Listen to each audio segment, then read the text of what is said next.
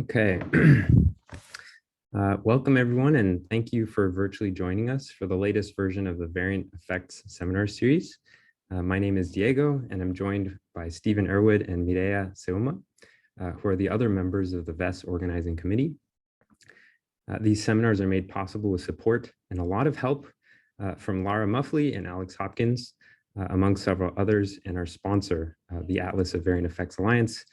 So a big thank you to them. Before jumping in, I have a few housekeeping items to mention. Each talk is about 20 to 25 minutes, so there should be time for a few questions after.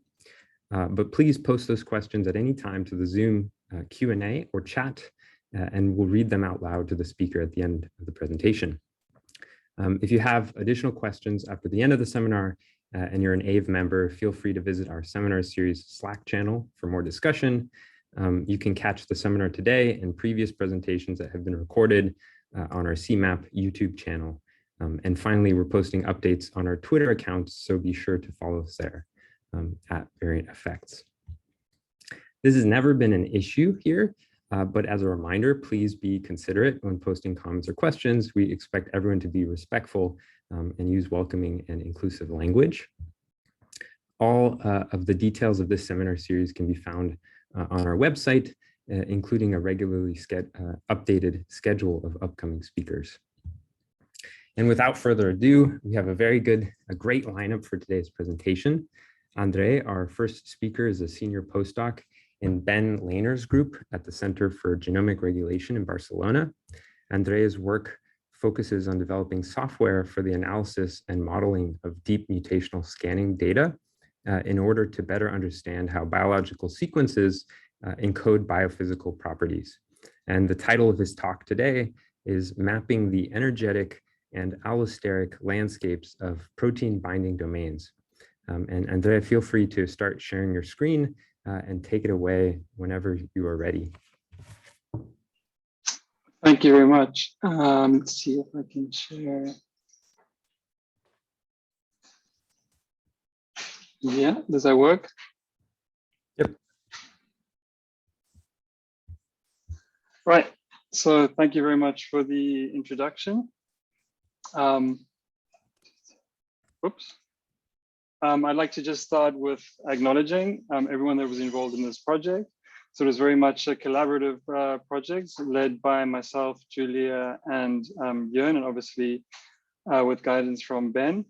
Christina, Guillaume were also involved in this project.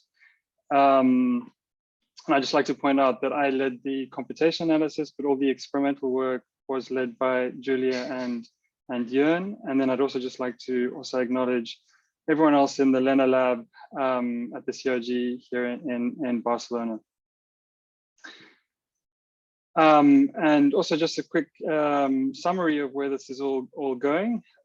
So in this work, we developed a new method, which we call multidimensional mutagenesis, which involves assaying the effects of mutations on multiple molecular phenotypes and in multiple genetic backgrounds. We then, in this case, binding and abundance were the two phenotypes that we assay. And then we use this data to fit thermodynamic models to the data, in this case, using TensorFlow. And the result is that we managed to construct these energetic and allosteric landscapes, which give, for the first time globally, for any protein binding domains. So this work is all available on bioRxiv, and the good news is that on last Friday, it was also accepted in Nature, so stay tuned for that. So just a bit of sort of like a big picture question behind all this, or motivation behind all this work. Why is genetic prediction and protein engineering so difficult? So in comparison to this first relationship, so how to go from DNA sequence to protein sequence, the genetic code is very much a solved problem. Whereas on the other hand, the problem or the challenge of going from a protein sequence to its biophysical parameters such as stability, affinity, specificity, is a much more difficult and interesting, but unsolved, very much unsolved problem. So even after 70 years, one might say that this most important part of the genetic code is still not solved. And why is this? So this is obviously a difficult problem. And I'd like to just explain why it's difficult using this simple three-state model of protein binding. Even in this very simple model, what we measure is the concentration or fraction of bound protein molecules. But there's at least two ways in which you can disrupt or change this fraction by changing the concentration of the original protein, by changing the folding stability, or by changing the binding affinity. So you could either kill the protein to change the binding signal, or change the binding affinity itself. So and this is just another way of showing this. So basically in energy space, so the main point is that the binding phenotype is a function of at least two underlying biophysical parameters, folding stability and binding affinity in the simplest case. And so getting really sort of mechanistic insight and inferring the underlying biophysical traits of interest here, which are these free energy changes, would involve disentangling the contributions of these two traits. So here's another way of showing this. So the idea of resolving these biophysical ambiguities. What is a biophysical ambiguity? So here I just show the same three-state model. The gradient in this case is the fraction of folded and bound protein. And these lines or isochores indicate points along which the fraction of folded and bound protein is the same. And so as you can see, that a given mutation that results in this phenotype can be explained by many different combinations of changes in binding and folding free energies. And so this is what I mean when I refer to biophysical ambiguities, because it's because of these many different changes which we need to disentangle. One way to resolve these biophysical ambiguities is to measure, for example, in this case, if we know the folding free energy change of a given mutation, this helps us to calculate then the corresponding change in binding free energy. Another way that we could do this is by measuring these mutations in multiple genetic backgrounds. In this case, for example, a double mutant, and assuming that the individual single mutant effects or energies are additive at the biophysical level. So this helps us to constrain these parameters. The alternative would be, or the best option, or the most efficient, one might say, way to resolve these ambiguities is to measure both. So this is really the key advantage of multidimensional mutagenesis. We measure mutation effects in both on both different molecular phenotypes, as well as their effects in different genetic backgrounds. And this is what we refer to as this multidimensional mutagenesis approach. And we use this method, apologies for this image, but we use this method to study something in particular, allostery, which is the communication between distant sites, or regulation at a distance in proteins where mutations, post-translational modifications, or ligands binding at a distant site regulates the activity at a distant site, in this case, binding affinity. And so this problem is both central to all biological regulation, but also still poorly understood. And to give some idea of the importance of this phenomenon, many of the best drugs target allosteric sites, but yet there's still no methods to systematically identify these sites. So this is why this is one of the reasons we applied it to this problem. And so this is an overview of the experimental method. So it's a deep mutational scanning method. In this case, we have two different selection assays, one which reports on binding and the other that reports on protein abundance.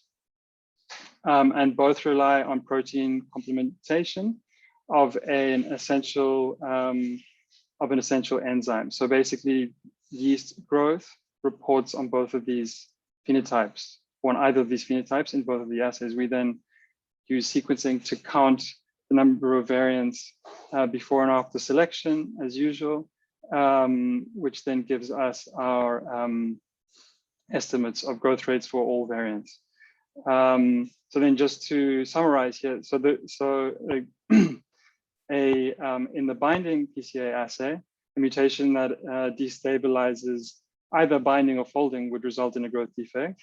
Whereas for the abundance PCA assay, mutations that affect binding affinity alone will not result in a growth defect, whereas folding they will.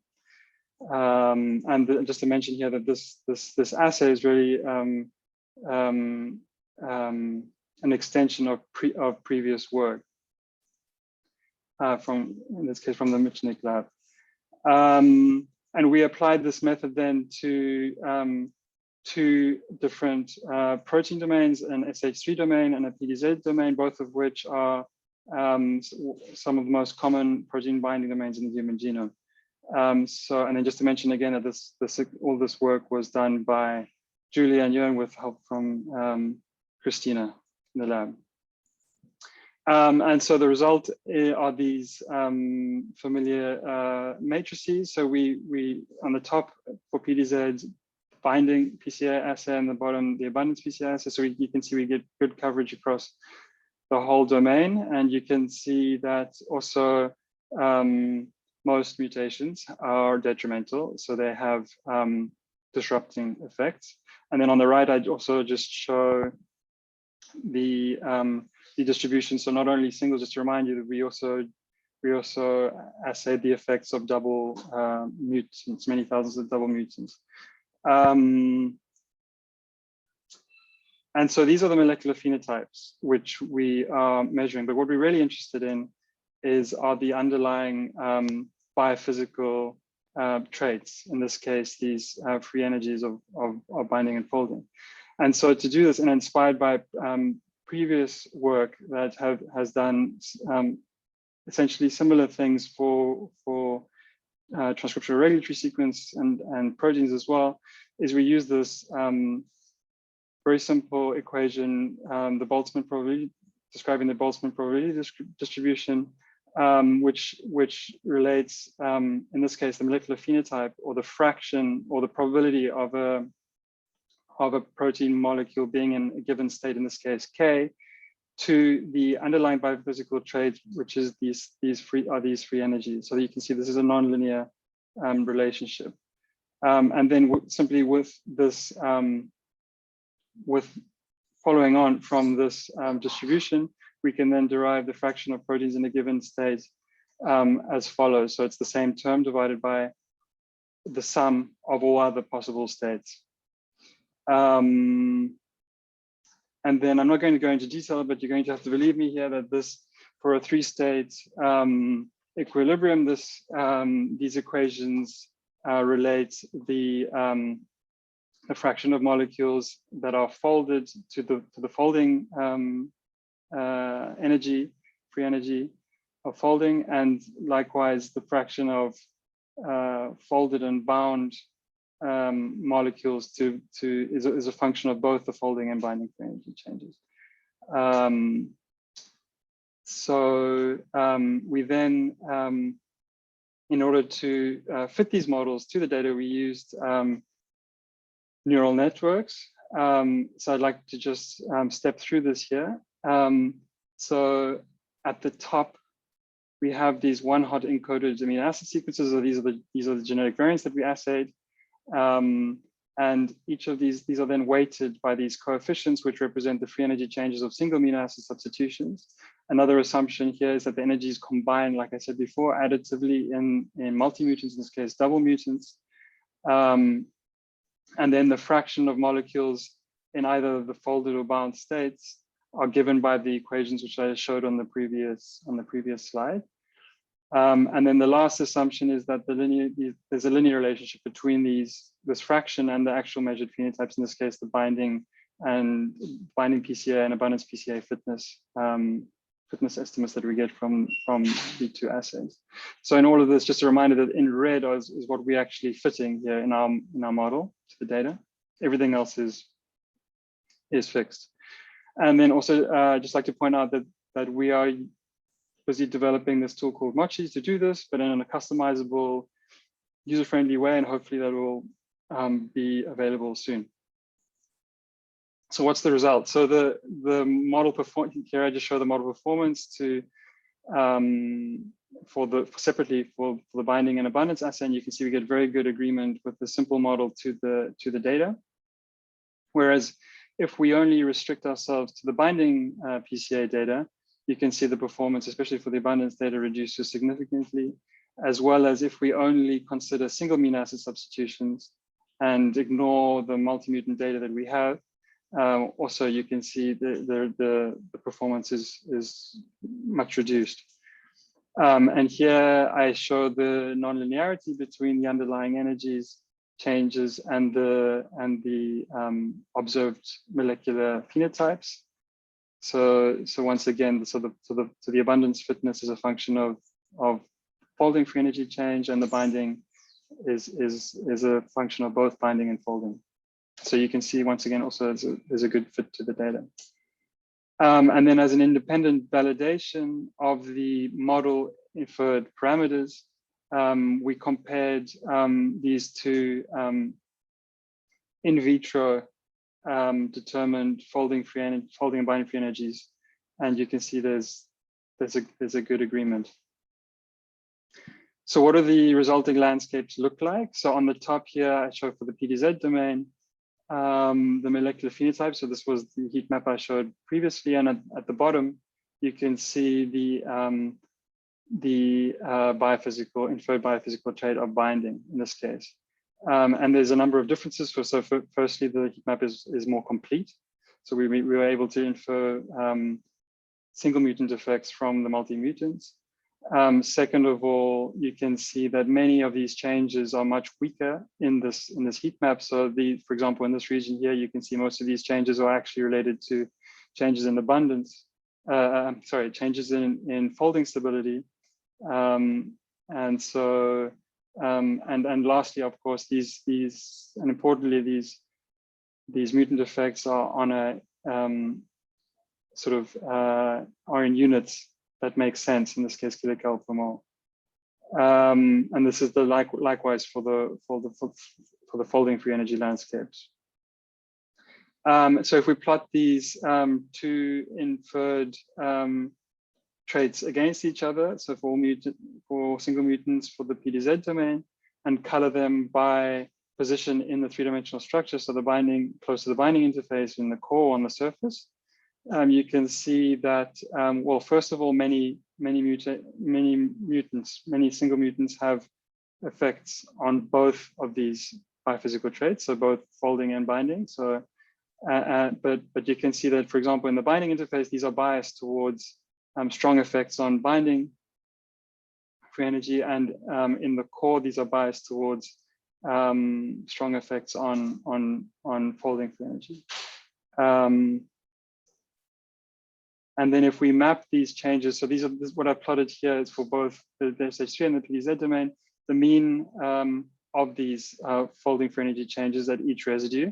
And you can see within the core, as expected, you have the most disruption, whereas on the surface, less so. But you can also see that there are sites that are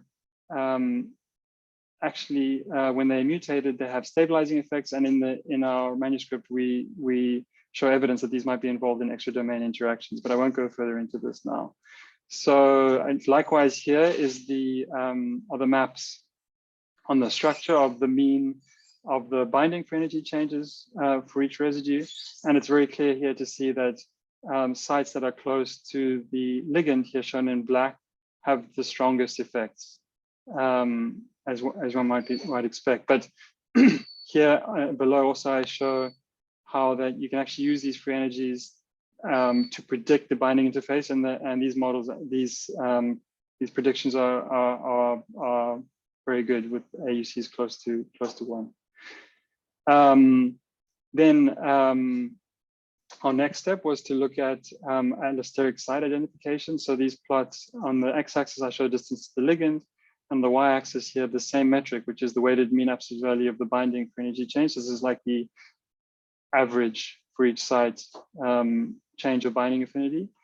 And as I mentioned before, so you can very clearly see here that sites in the binding interface tend to have really strong effects. Whereas if you go further away, this is less so from the binding interface. But there are some sites here that's shown in orange, which we call major allosteric sites, which are enriched for strong effects. Mutations at these sites are enriched for strong effects on binding affinity.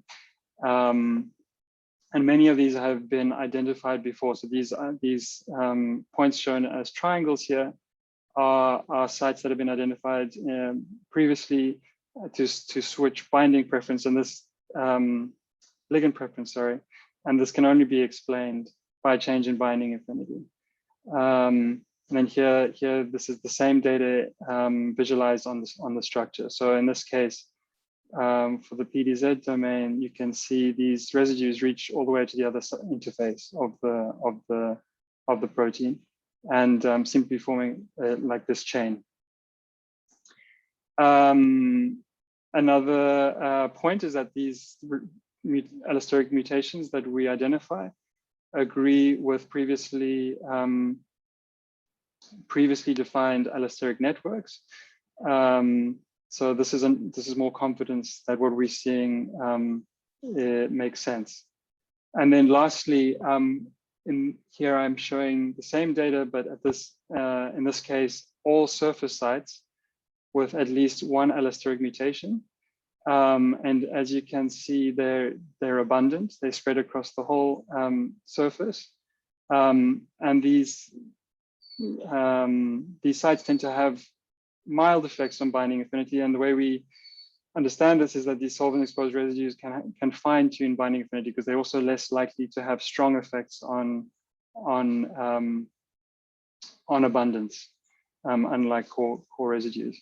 And then this last point here I show distance to the ligand and the percentage of allosteric mutations per residue. And you can see this drops off with distance. So the further away you get from the binding interface, the less sort of allosteric effects you see. And we think this is evidence for that allostery in this case, in both of these proteins, it tends to be happening by the propagation of local perturbations caused by these mutations. And we also found that certain types of mutations, in this case mutations away from glycine and towards proline, are enriched for allosteric mutations. So the takeaway points as I'm finishing, now hopefully roughly on time, is that we show that we have developed this new method called multidimensional mutagenesis, where we assay the effects of mutations on multiple phenotypes and in multiple genetic backgrounds. This enables us to resolve biophysical ambiguities. We then fit thermodynamic models to the data using neural networks because they're particularly flexible and fast. And this essentially massively scales up, has the potential to massively scale up biophysics research, because these types of complete maps would be much more difficult and laborious to generate by the means. And then lastly, we show that this produced the first global maps of allosteric communication, and we think this is a useful first step towards generating these types of maps for many different proteins, which would allow us to really approach this goal of the allosterone. So once again, the acknowledgements, and happy to take any questions. Okay, that was a really great talk. Thanks, Andre. So if anyone has any questions, you can now enter them in the Q&A, and I will read them out. To get us started, I had a question about how this might translate to other proteins of interest. So Yeah. I was sort of noticed that one of the first heat maps you showed, which I think was from when you actually experimentally measured the function of these things, it looked like almost invariably things were decreasing the fitness of the interaction. I'm wondering if any of the assumptions you make, like how these mutations should be additive, et cetera, if that's contingent on that sort of protein phenotypes where, because I presume there's going to be a lot of different proteins where it's more tolerant of mutations. Like it seems like what you started with is very intolerant to perturbation. How do you think what you're doing might translate to other types of proteins? So first of all, yeah, exactly. So I think it might, it would easily translate to other proteins if they were similar to ours in terms of the size of them. And also the fact that these are obviously soluble. So these are proteins that are in the cytoplasm. The question about, but I do think that it is possible. We do think that it is definitely possible to expand this to larger proteins, where you could split up the protein into different segments, for example, and you could adapt the assays also for other proteins that might be in the membrane, for example. But your question about the appropriateness of the model, in the case of, for example, an aggregation-prone protein, whether this really wouldn't be a good situation where you would apply such an equilibrium model, because you would have sort of a fraction of this, a probability of this protein crashing out of solution. So yeah, exactly. So it would obviously depend on the type of protein, the size of the protein, where it's located. But I think many of these problems can be solved by adapting the assay. Great. Or fitting a different model that's more appropriate. Exactly. Right. All right. So we have one of the questions from the audience. So Jason Ian Commander has asked, would a dose response of ligand concentration help fit a biophysical model, maybe without some of the other experimental dimensions that you've used? Yes, yeah, exactly. That could be another way to constrain the model. You're essentially measuring the same phenotypes, but under different ligand concentrations. Exactly, and then you could either infer or impose these specific concentrations when you do the model. But, great. And so, yeah, I see. I think that'll work. So we have a question in the chat here where somebody has asked, have you looked at the cellular protein levels of the PCA fusions in low throughput, for example, on Western blots, in order to confirm that low abundance variants actually are present at low levels in the cells? We didn't do that ourselves, but there's these authors did a validation that showed by fluorescence the abundance of these proteins versus the growth, which is essentially what we're measuring by deep sequencing. And this correlates very well, at least in the abundance assay, across many, like more than three orders of magnitude. So we're quite confident that we are measuring protein abundance here with this assay. Awesome. So I think that is it for the questions. Thank you again, Andre, for taking the time to speak today. Thank you very much.